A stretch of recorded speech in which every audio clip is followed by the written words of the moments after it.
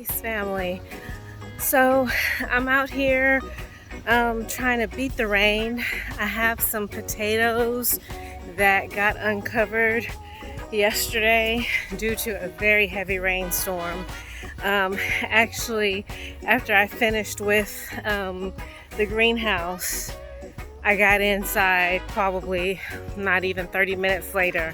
Heavy rain, and you can see the greenhouse is still standing.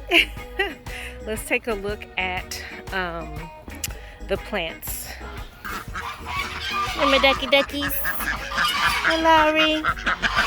I left this side up and closed the other side down there. But everything looks pretty decent in here, actually. Looks good. We have my boots scooting boogie. Hey, Bootsy Boots. Hey, girl. All right, family, we got Super. What up, babe? Say hi to the people.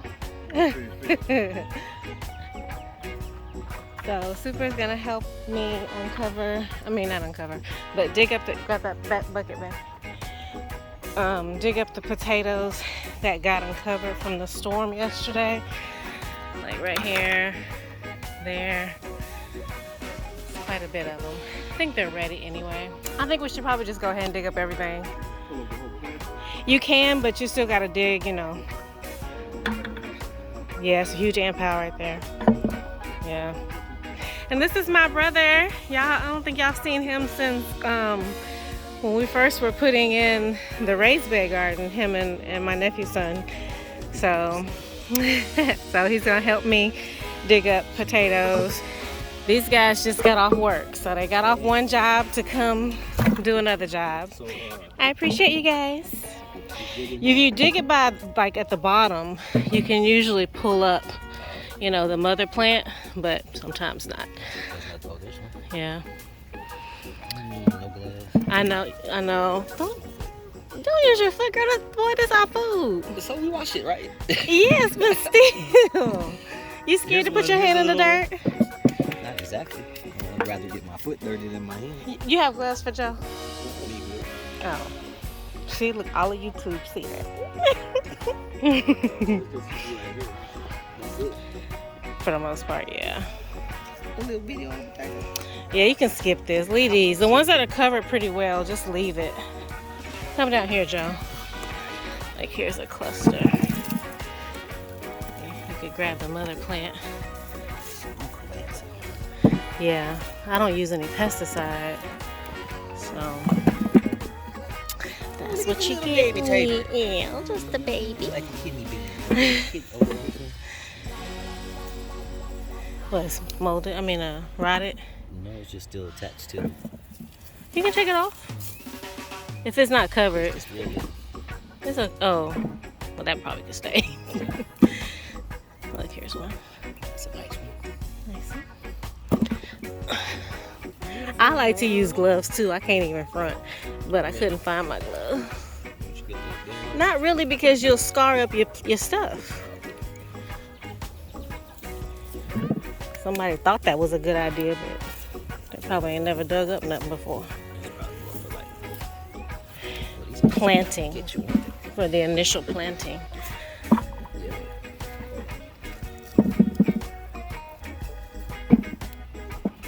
Boy, I hear you dropping over here. You getting it, huh?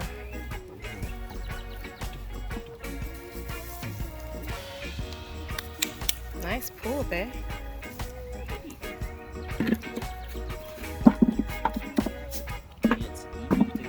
They do. It's food.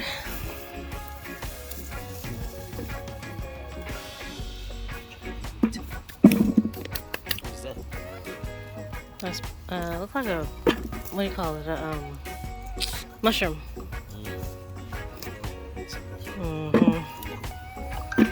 That's another reason why I like to wear my gloves.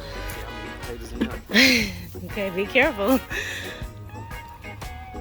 He's determined to use his boot.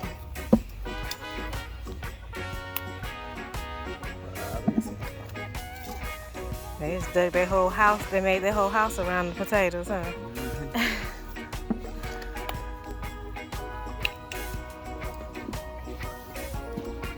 Okay. Just do a final. Okay, thank you, baby. Let me see. Look what Super got. Oh, nice, Joe. All right.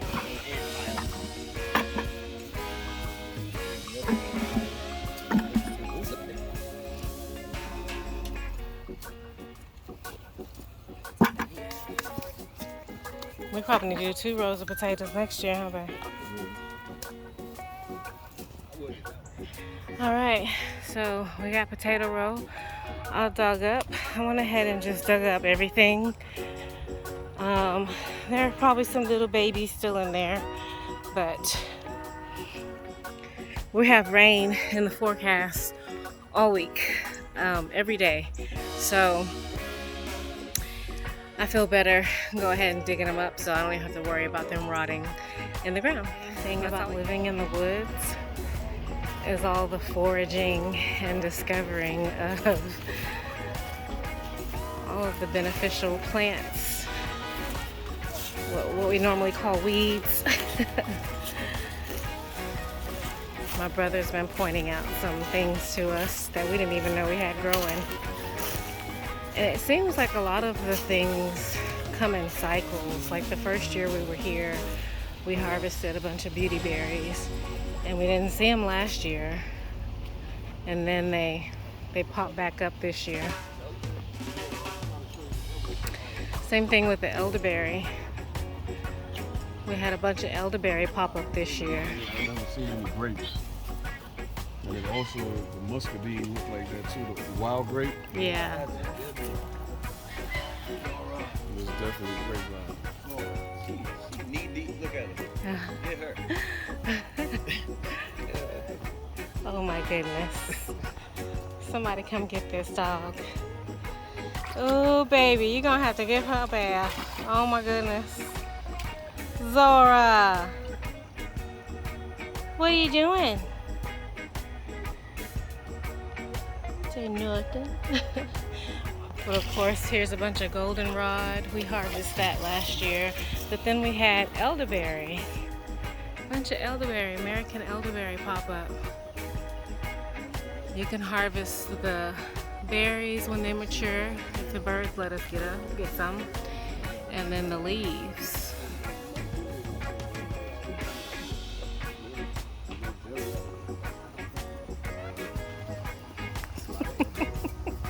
Yeah.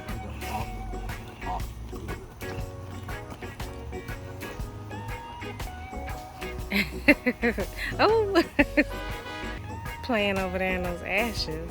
Oh, look, beauty berry right here, babe.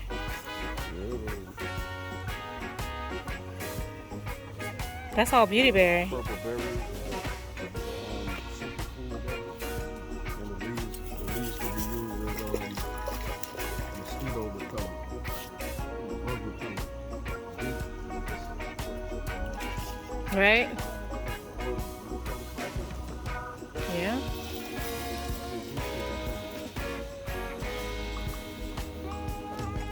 All the oak trees. This is really out. Okay. It's all kind of oak. Red oak, white oak, live oak. It's all kind of oak out here. Super say bag and tag. There's some more beauty berry. Super harvested this the first year and made some jam. And it was pretty good.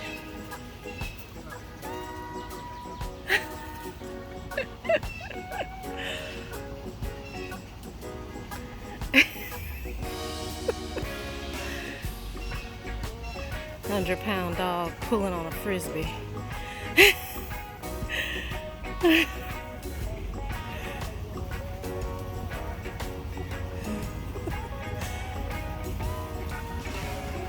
Oh my goodness.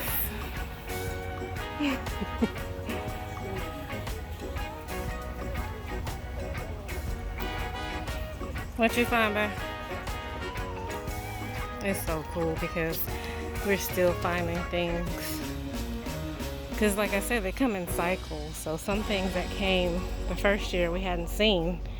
And then Super was trying to maintain with the weed eating, so we knocked down a bunch of plants, not knowing. Pain and inflammation. What is it called? It's wild.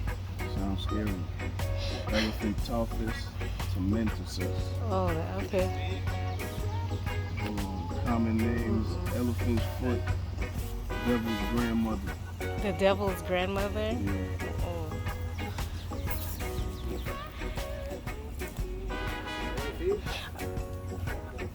Oh, pawpaw, yeah. That's Oh, what? Pawpaw. P-A-W, P-A-W. Pawpaw, like somebody granddaddy? Yeah, we have those all over too. Growing wild, yeah. Pawpaw. It's kind of like a papaya, kind of, right, babe? So like the closest thing. Now this chestnut, we planted this, right? I don't, or hazelnut. I thought it was chestnut. I don't know. Maybe. I thought they died. Your dog should probably pulled it up.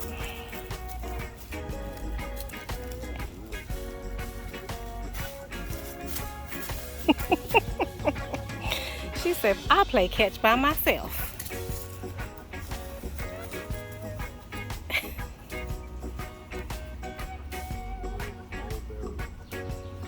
Was it a mulberry we planted? I want a mulberry. Hazelnut.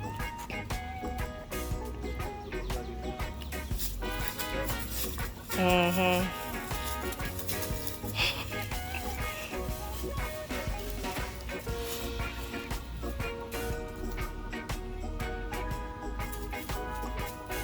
And we got a bunch of holly that grows over here. And get the red berries during the holiday season. I know those berries are poisonous. Tree just fell down. There's all kind of stuff in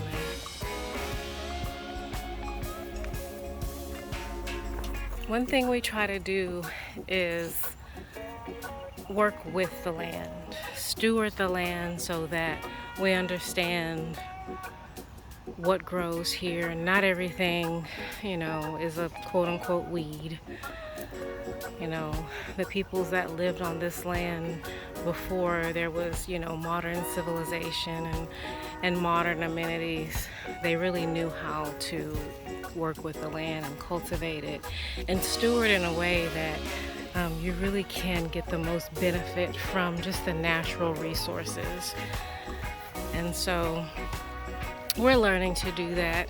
Initially, like I said, we were trying to maintain what the previous homeowner maintained in the way of like the weeds.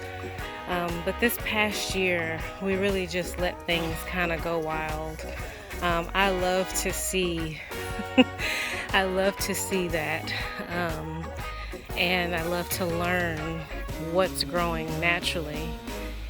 And since I've been getting more interested in like herbal medicine and holistic medicine, I'm more inclined to just see what the land has to provide to us without us doing anything. I mean, we live in the woods, and it would be foolish to come in here and just spray a bunch of chemicals, a bunch of pesticide, and put our own plants and, you know, our own way of taking care of the property without considering what's already growing naturally here. Like this Chinese tallow is definitely seen as a invasive tree. But I've learned a lot of things about how the native peoples used tallow. I see another beautyberry back here.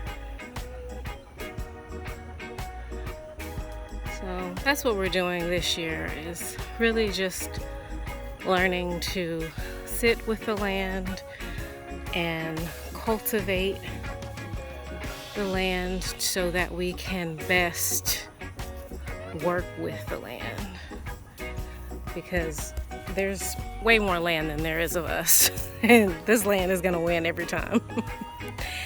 We live in the deep Big Thickett, so. Oh, there's something. I don't know what that is. Something that's trying to flower.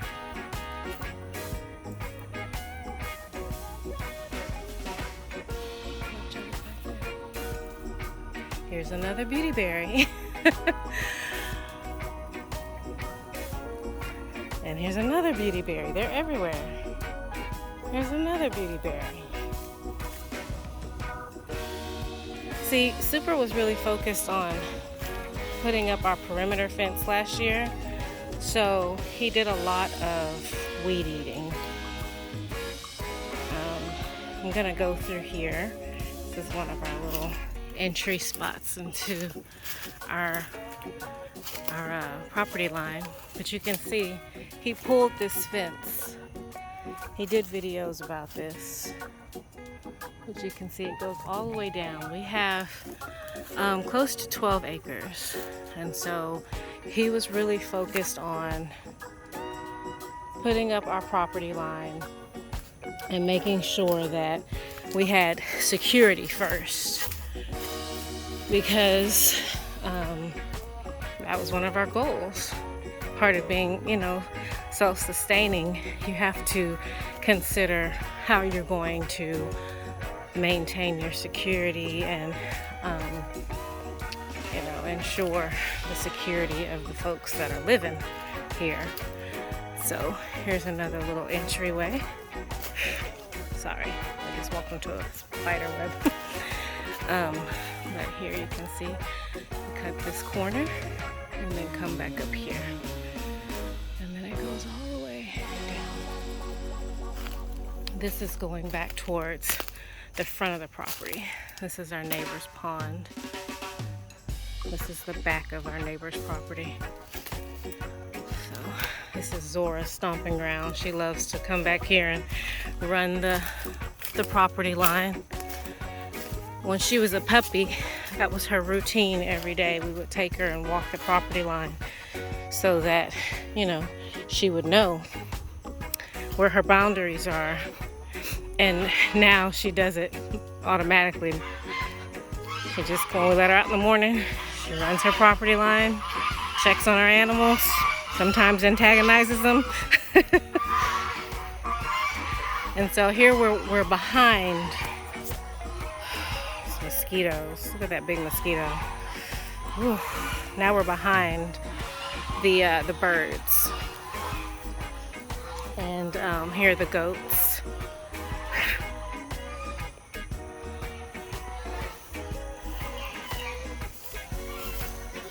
Whew.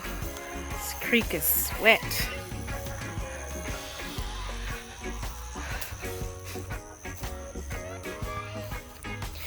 So this is what I do some days, just come out here and just explore. Hello, Sheba Sheba. Hello, Sheba Sheba. Hello. Hello, Sheba Sheba. You come to get some lovins? You come to get some lovins? Hello, Sheba Sheba. Hello, sweet girl. Hello, sweet girl. Hello.